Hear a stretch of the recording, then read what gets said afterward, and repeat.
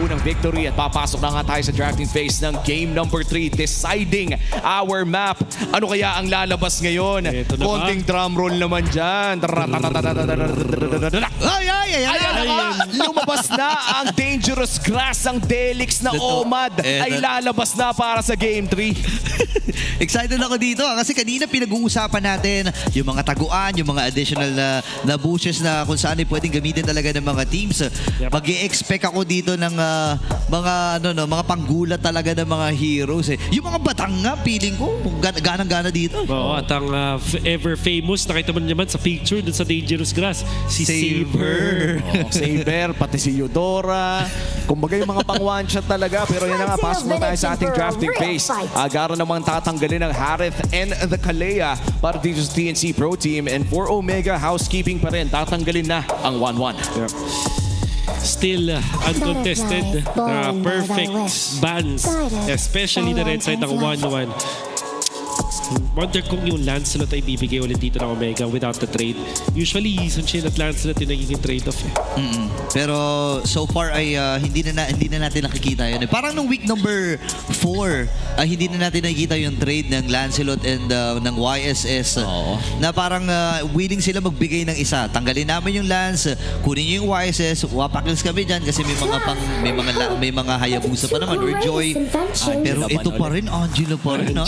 Demonyo kasi yan si Angela, guys. Totoo. Walang cooldown yung ulti, pare. Imaginein mo, pagka-ulti mo, piping mo, ipagmamayabang mo pa. Masama na nga yung ginawa mo. Ipagmamayabang mo pa. Na 10 seconds na yung cooldown ng ulti mo. Maximum CD, di ba? Parang mapapaabot mo ng 12 ba? 10 ba? Bababa pa yung friend. Halos parang non-existent. Kasi kung 40% eh, no? Ng 12. Anyways, Yi Sun-shin pa rin ang binandito ng Omega. TNC will not think twice kung hindi ito yung Lancelot, lalo na nakapa naman yung Kalea, nakapa naman yung Harith. Pwede. Lancelot is such a good pick. Yung Omega, ang kanilang naging opening kanina ko sa Lapu-Lapu and Fredrin, baka baguhin na nila ngayon. Might go for the Joy instead. Sakto-sakto na, no?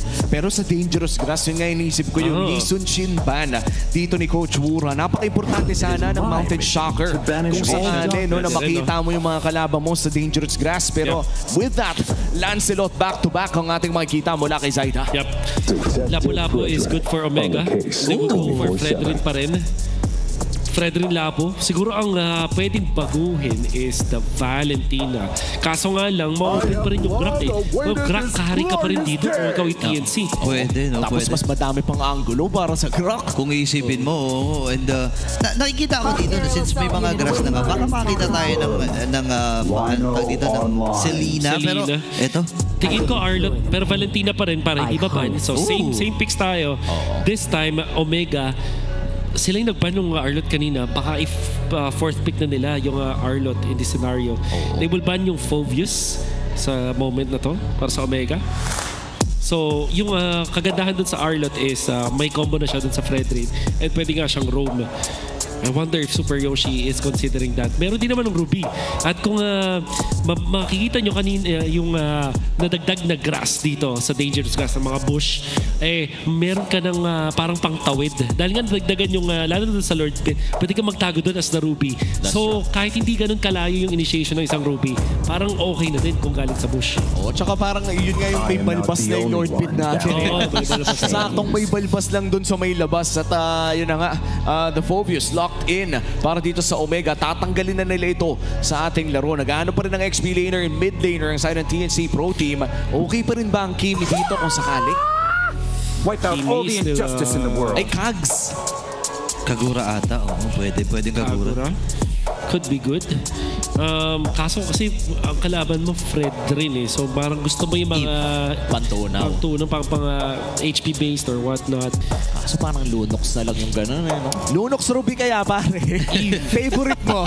Labas na kaya natin yung favorite natin, Wolf. Lunox Ruby. From week 4. Pwede naman. 0% win rate combo. The best. Who said there are no Ayan, Chip. Okay na. Ito na ba the difference Kukunin na ba ang Arlott? Or Claude pa rin ba para sa side ng Omega? Oh, Monday na malayong Claude yung mamaya, no? Pero feeling ko if you're to get the Arlott, ngayon na yun eh. Ito na yung red 4 slot advantage mo eh. Sun rises ayan when na. I give the Muna. word. Okay. So same. But this time, ang glue, ang open pa rin para sa TNC. Maganda pa rin yung glue, honestly. Oh, tsaka yung carry glue, isa na yan sa mga tested na talaga na combos eh. Teka lang ha.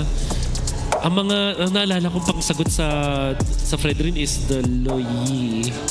Louis? At ang naalala ko kasi may nung time na uso yung Khalid, yung Loyi, para may free stock siya dun sa ano. Oo. Libreng vacuum siya dun sa Khalid kapag, lalo na pag nag-second skill. Oo nga, no? Tsaka magagamit mo rin yung mga extra bush, di ba? Off chance, sa tingin mo ba okay Valir dito? Ayun! Pa rin. Oo. Shoot, shoot. Shoot ang ball, pare. Okay. No Lunox Ruby. Sayang. Relax. Claude pa rin ba? Claude pa rin sa Louis. I think Claude works pa rin sa Louis. Oo. So baka same draft lang Omega dito. Dapat lang talaga tama na yung hula dito ni Yoshi. Kung yun talaga 50-50. Purple start ba or orange start?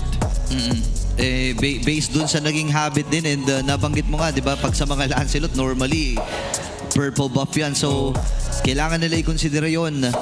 Parang lock-in na ata dito si Neski sa pagguha ng Claude, pre. No, tingnan natin no, kasi nakapag-warm up na rin, mainit na kamay ng Claude eh. It's our show. Might as Same well. draft. Same draft ang ating makikita mula sa side ng Omega, pero sa TNC may adjustment dito sa mid lane kung saan Louis yung kanilang kukunin. And excited ako makita kung meron pa tayong makikita na diversion tectonic charge. Dahil I think ito rin yung isa sa mga unang beses na makikita natin sa MPL Philippines, ang reworked Grok kasabayan ng Louis. Yung isang bagay na siguro kailangan take note doon is yung kita mo na yung saan pupunta yung Louis. Pero baka gamitin na lang to pang farm eh, or pang kuha ng extra objectives, pang double lane, katulad yan sinasabi natin. Kasi yung value dito ng Louis dun sa Fredrin talaga siya, pang counter sa Fredrin as well as that Khalid. Tsaka parang ang hirap ngayon basahin, no, dahil nga sa Dangerous Gas ay mas madami ng angulo para sa diversion. Dati kasi parang madaling sabihin kung saan dadating yung diversion. Pero ngayon makikita na natin kung paano nga ba lalaruin ng pares na kupunan ng ating game number 3. Nanguna ang side ng TNC Pro Team sa game number 2. Omega ang nakakuha ng game 1. Ano kaya magiging kwento dito sa panapos ng sering ito? Pasok na tayo sa Land of Dawn. Ito na. Okay. Tama ang hula. Tama ang hula dito ni Super Yoshi. Nakita niya si Saida. Grabe naman, no? Tatlo kagad ang nice patan. Pero di na makakahabol si Jackno. Parang parang may sariling laro itong si Super Yoshi. Dinaanan lahat eh. At level 2 na agad. Oh my gosh. Grabe, napakaaga nito. Ay! Pa-flicker. Yun talaga yung yung problema pag harap ka ng harap versus the Louis. Pero ang aga ng level 2 ngayon ni Super Yoshi. Oo, kaso nga lang, no, dahil wala ng flicker, hindi rin pwedeng mag-angas ng sobra-sobra. Kontrolado naman nila ng bagya ang Lito Wanderer na ito. Nilong ride dito ni Super Yoshi. Nadaanan talaga lahat. Pero magkakakitaan din. Tremor and James ay nandun sa may bandang itaas at pabalik na rin. Sabay Super Yoshi, magpapakita na naman. Folks from Yoshi. Doon din yung si Haji. Pero wala munang magkakaroon ng konting komosyon. Yeah. Pangalawang beses na magtatapat ang carry ni Benny Cutie at pati na rin ang Claude ni Nets. Oo. Talaga nagkakakilala na sila dito. Getting to know each other little better dito sa may bottom lane. And syempre, ang late game pa rin naman ang usapan dito. Although yung Claude ay generally magandang hero sa late game, yung carry din naman pag single target damage, I think nasa execution talaga. Kung hindi mo nasusulit yung AoE damage mo as a Claude at yung pressure mo sa lanes, hindi rin magiging ganun ka-impactful. So, ngayon din, magbabago yung playstyle ng TNC kahit paano kasi wala na yung expanding reverse. So, hindi na sila ganun kabilis, even yung carry, diba? So, this Claude will be much faster. Ang pinaka-compromise nila doon is yung Loyi ultimate. Meron silang access sa diversion play. Ngayon ay pwede nang apakan itong mga dangerous na Omads. Nakita na rin na doon sa ni Ryzen, itong si Trimar. Magta-turn ata sila sa hero, pero nakakita Oy, si Jack. Nancy! Hawak niya dito, kaya Super Yoshi ay iiwas na. Pasok si James, tinamaan ba? Hindi! Wala siyang naabutan mula doon sa kanyang flicker. Pero si Benny Cutie ay tumawid na rin. 3 bars sa may bandang itaas. May off-cam kill na naganap. Habang si Ryzen tapos hindi pa rin tapos. Ngayon Super Yoshi hindi kakayanin yung kanyang skill 2 para mailigtas ang kanyang buhay. 2-for-1 exchange. Lamang ang TNC Pro Team ngayon. Pero mukhang gagamitin yung river movement speed. Si Lancy pa rin ang kanilang target. May Blazing the Wind na nagamit kasabay ng Purify. At nakakuha sila ng kill. Zaida pa rin ang magtatagumpay doon sa pagong.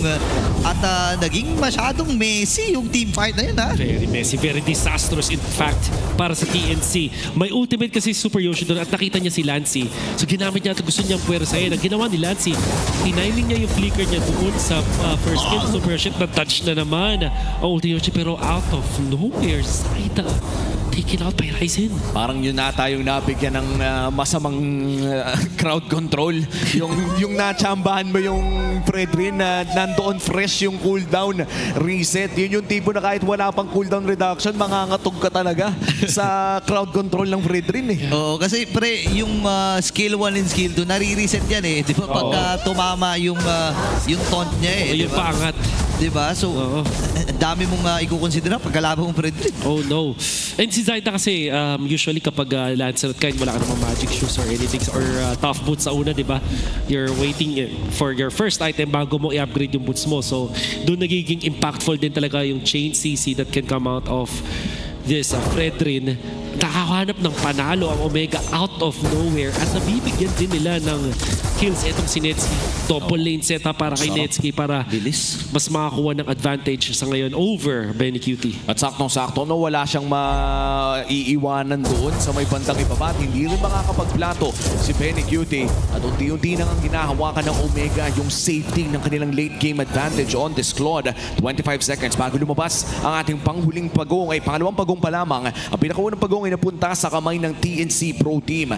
Tignan natin kung mauuna naman ba sa pwesto ang Phoenix Army. So far in terms of the power spikes, kung magkakaroon muna ng laban sa taas. Yun na nga, no? Trade ata ang hinahabol.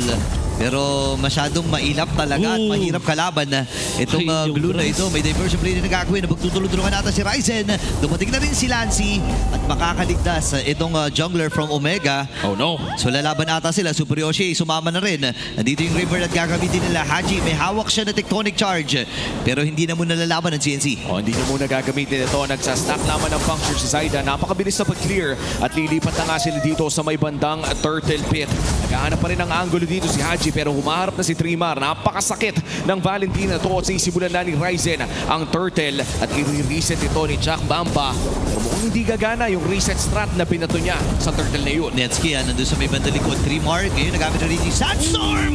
Kasabay pa nga ng tectonic charge. Kailangan matras si Zaida pero hahabulin pa rin siya dun ni James. At mamamaalam pa ata. Meron pang Tornos, madadun siya ba ito? Kaya lang dun sa may bandang likod, may extended team fight din na naganap.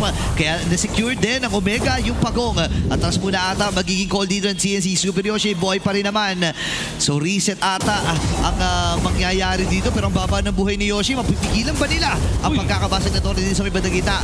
Parang hindi na nga ata kasi si James ang makakakuha nun.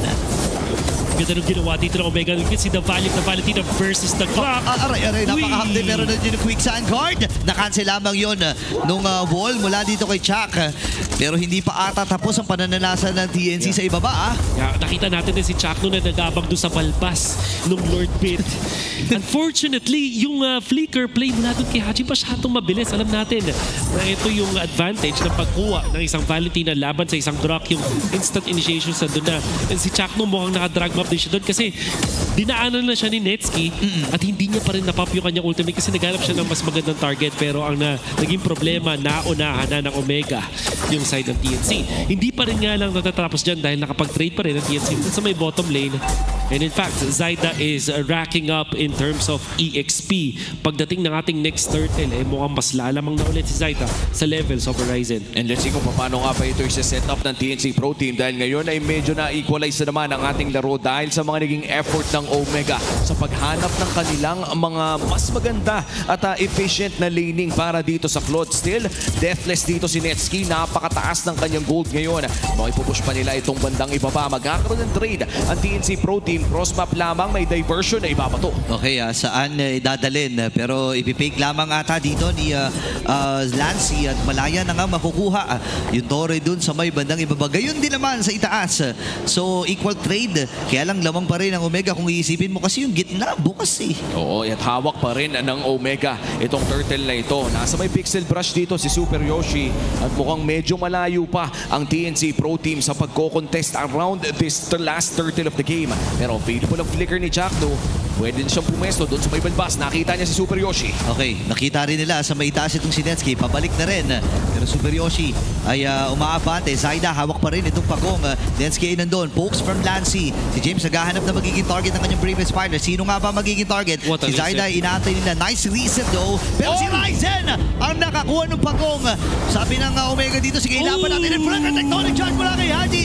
Gagaling yung diversion play. Pero pupunta na si Zaida. Ang talong, kaya niya bang ipaghigante itong si Tremor? Parang hindi na nga ata dahil ang barangay ay sama-sama na muli. What a play coming out from Omega. Sila ay nagpuwersa nung reset and that actually forced Zaida na bumabad sa harap ng Omega. Naging awkward tuloy yung pagkuha niya ng retribution. Nagawan nga siya ni Ryzen under 4 members of Omega habang itong si Tremor, kanina pa niya ginugulo si Haji. Haji utilizing the Tectonic Charge so well. Hanggang dun sa dulong-dulo nung wall na yun sa may kaliwang side ng mid lane. Nakakuha pa ng kill afterwards. And look at that engage mula kay Haji din. Dinagdagan pa nung Raging Sandstorm ni Super Yoshi. Wala na talagang galawan nung may nahuli sila sa ilalim ng dalawang crowd control na iyon. At dahil dyan, lamang na naman ang barangay ng 2,000. Parang ito yung nagiging trend natin, no? Lamang ang TNC for the first 5 to 7 minutes of the game. Pero pag pumatak na ang 9-minute mark, tila ba'y nababaliktad ito o nahahanapan ng paraan ng Omega. Omega is just so good at the second turtle and the third turtle na nakita natin. And in this scenario din, maganda yung pagkakagamit nila kay Netsky. Kung papansinin natin, Omega, 4 of their members na magkakasama na sa ngayon. Hinahayaan lang nila yung Claude ni Netsky na mag-farm. And at this point, si Netsky nagiging threat na. He is so far 6.7k gold kumpara sa 6,000 gold ni Ben Cutie. Malapit na siyang makapunta dun sa kanyang Trinity build. Dati yung average natin sa Trinity is 8 minutes and 30 seconds or 9 minutes. Pero tayo dun sa mga changes dahil sa ating patch, mas matagal na makuha. Kanina, umabot ng 10 minutes. Ngayon, 9 minutes and 50 seconds para kay Netsky. Makompleto ang Trinity. At saktong-sakto yan, no, para dito sa ating pinakaunang Lord ng larong ito. Omega may hawak ng kanilang power spike before this Lord even starts. For TNC Pro Team, ang maganda naman dito ay available ng battle spells dito nila Chakno at pati na rin dito ni Lancy. So ibig sabihin, pwede silang gumawa ng mga play kung gusto nilang i-invade ang Lord na ito. Haji, wala pa siyang nakukuha ng ultimate mula doon sa kanyang IMU. Ayaw din magpakita ni Chakno basa-basa kasi nga naman, alam niya na pwedeng gamitin ito laban sa kanya. Lord ay hinahawakan na ni Ryzen. Pero nagdesisyon na dito ang Smart Omega. Netsky sasama na. Nakita ni James itong si Tremor doon sa may balbas. Ngayon, Lord ay hawak pa rin.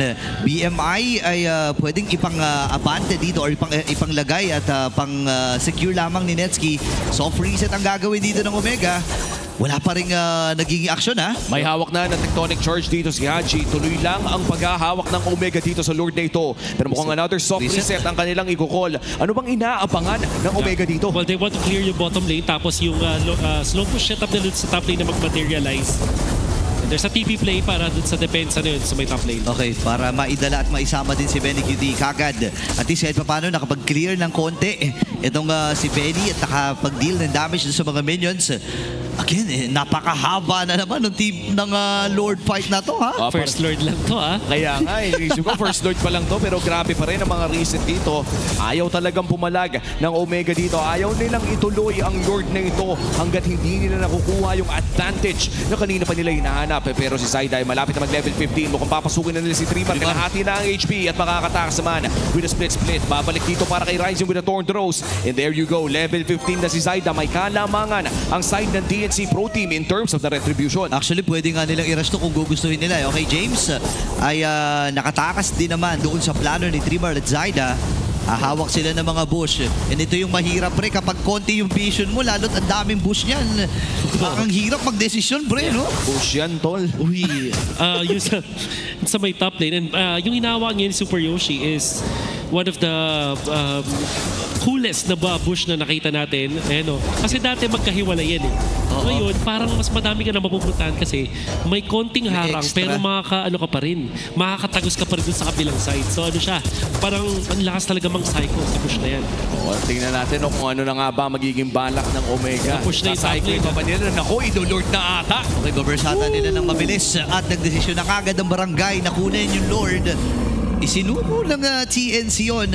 Pero wala kasi silang choice. Kailangan nila mag-clear eh. Wala silang pang vision. Ang problema kasi dito sa lineup ng TNC is they're waiting for Chakno. Nasa likod kasi si Chakno. Siya yung gumagawa ng gagulat plays with a flicker ultimate. So wala silang pang check. And Trimar, although isa siyang blue na pwede talaga mag-check, hindi nila nagamit si Trimar in that manner. Ang isa pang kakaiba dito sa TNC is na-push pa yung top lane nila. So usually, i-defend nila yun para mag-prompt yung Omega na makapag-lord. Neither of those happened. And ngayon, Omega knocking on their door. Oh no, may tectonic charge pang hawak dito si Haji.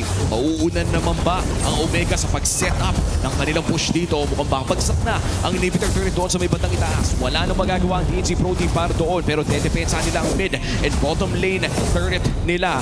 Gagamitin na rin ang Earthen Rampart dito para mag-delay ng bagya ang mga minions. Naghahanap pa rin ng opportunity. Mag-set dito si Chakdo at pati na rin si Haji. Okay, ngayon si Zaida at tatawarin itong si Netski. Ang sakit ng damage ni Netski dito mga kaibigan. So atras muna magiging call ng Smart Omega. Alam nila na hindi nila mapipilit. Pero may diversion free na ginawa. Si Zaida ang pinadala sa likod. Para nakita din kasi yun. Chakdo. Okay, andyan na. Papasok pa sila. Trimar nasa likod. Pero si Super Yoshi umaabante na. Ngayon, sabi nila, sige, ang goal natin ay kunin itong si... Oy, ang sakit naman talaga ng operation shot. Kailangan matras kagad si Zaida. Ayun na maiibig na itong si Trimar at limang miyembro mula sa barangay. Ang kumuyog sa kanya doon. 4v5 ang magiging action. Pwede mag-force actually ang Smart Omega ng kung ano man ang gustuhin nila. Ha? Kung gaano ka connected yung TNC dun sa last play nila nung game number 2, it's the exact opposite. Sa ngayon, hindi nila na-depensahan yung Lord on their turret defense, yung base defense ng TNC, para silang nakatula sa Omega. Tapos ngayon nakahiwalay pa si Trimar. 4v5 defense para dito sa side ng TNC Pro Team. Lance Fighter dapat ito na rin. Kinailangan back ni side and that's inhibitor turret. Dito sa bottom lane, napabagsak. Omega ay nakuha ang Tori na yun at aalis na lamang. Kalamangan ay lalaki para sa Omega. 5,000 na ang hawak nila. Men, pag gusto ng Smart Omega na kumuha ng Toric, kakayanin talaga nila. And dahil din sa lakas mga agresibo ng lineup nila dito in the... papahirap na ng pahirap to, lalo na 30 segundo pre, next Lord na naman. Ang tapang maglaro ngayon ng Omega, whereas yung TNC dito sa Dangerous Grass, ang mapa natin, tulala sila dito, walang magawa. Dahil hindi ko alam kung natatakot lang ba sila gumawa ng plays dito or masyado lang silang tamang hinala dito sa Omega, pero hindi talaga sila makakilos. Ang hirap din kasi kapag naghahanap ka ng play around the Lord Pit kung saan nandoon na nga yung balbas, yung mga dangerous na Omad. Omega just has so many tools para i-punish yung ganong klaseng movement, and kung hawak pa ni Haji yung tectonic charge dito ni Chakno ay mas lalo nang mahirap na maghanap ng chance around this Lord Pit. Pero magandang pwesto dito ni Trimar. Nandun na sa may bandang likod. O nandyan na nga rin sila Haji. Still holding on to the tectonic charge. Oh, Chakno. Ay! Tectonic charge, walang tinamaan! Naku po, na-dash ang Smart Omega, yung isa sa mga kailangan ng TNC para makaset up. Ngayon, balik muna uli ang CNC sa pag-clear. Open yung kanilang bottom lane. Malaya na si Netsky pumipirihit dito. Chakno na Trimar ang visible mula dito sa side ng TNC Pro Team. Ngayon may reset na gagawin. Ryzen, hahawakan pa rin. Itong Lord na ito, kumpul-kumpul ang mga minions sa may bandang ibaba. At hindi pa rin nakikita itong si Haji. Ayun, nakita na nila si Haji. Reset. So kailangan may mag-react dito sa may bottom lane, ha? Naghihintay pa rin sila ng diversion if ever. Pwede nang i-burst ito ng Omega. At may hawak pa nga si Haji na tectonic charge dito. Ibabato na ba niya? Delikado ata si Dreamar dito. Yun na, free hit na naman itong si Netsky. Kaya lang si Daisha makakatakas ba? May function. Yun ang pinakaling function niya. Nakabili na immortality Super Yoshi. Pwede sila maghabol dito, Netsky. Andun yung kanyang Timery. Oh my goodness. Haji with that flicker. At pwede na atang tapusin to. 3 ang bugsak para sa TNC, ha? 30 segundos ang kailangan nila abangan. At may minion wave pa nga dito sa gitna. Si Nancy at si Jack 2 may battle spell pa naman. Kaya nilang depensahan ito. Endable ata to, mauulit-uli ang nakatatak sa kapalaran na ang Smart Omega ang magwawagi sa ikalawang pagkikita against TNC. Reverse sweep denied. Para dito sa side ng Omega, sila ang magwawagi at masesecure nila ang puntos para umangat sa ating Infinix standings. Natin na Omega stunning TNC in this match. Especially nung hindi na nakakagawa ng plays ang TNC. Hindi sila makahanap ng opening. Whereas yung Omega, try lang ng try. Laban lang ng laban. Place after place. Netsky, ito na ata yung pinaka-confident na nakita ko sa laro niya. Claudeman pala to. Si Claudeman pala. Naging napakaganda ng kanyang performance on those Claude games. And for TNC Pro Team, hindi pa rin naman sobrang sama ng kanilang pwesto ngayon sa ating liga.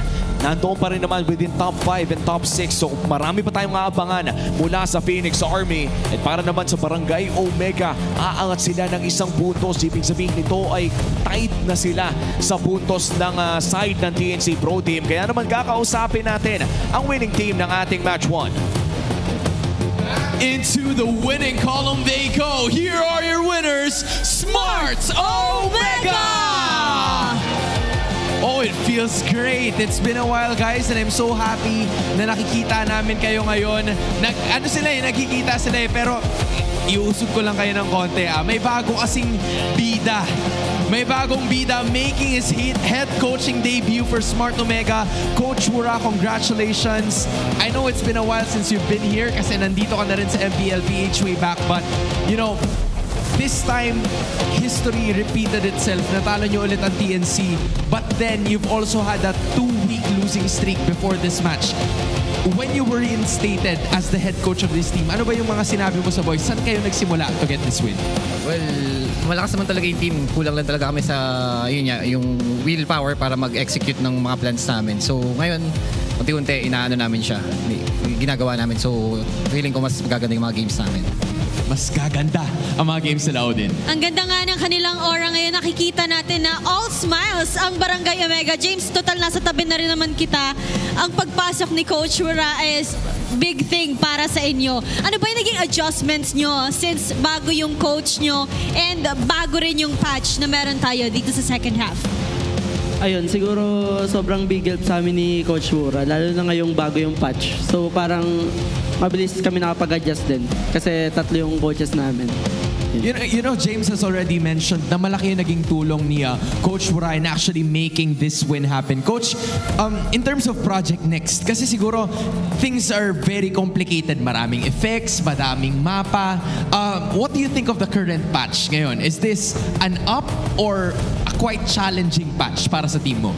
Well, sa nakita ko nakaka-enjoy eh. Lalo yun naging involved na yung roam sa pera. So, ayun ko, sa akin na-enjoy ko yung bagong changes sa patch. Quite enjoying, and may nabanggit siya yung roam, Odin. Speaking of roamer, Super Yoshi, isa ang pinaka-affected daw ngayon ay ang roamers nga. That's right. Sa ating new patch. So, ano ba yung nakikita mong nagbago for roamer sa takbo ng laro dito sa loob ng MLBB?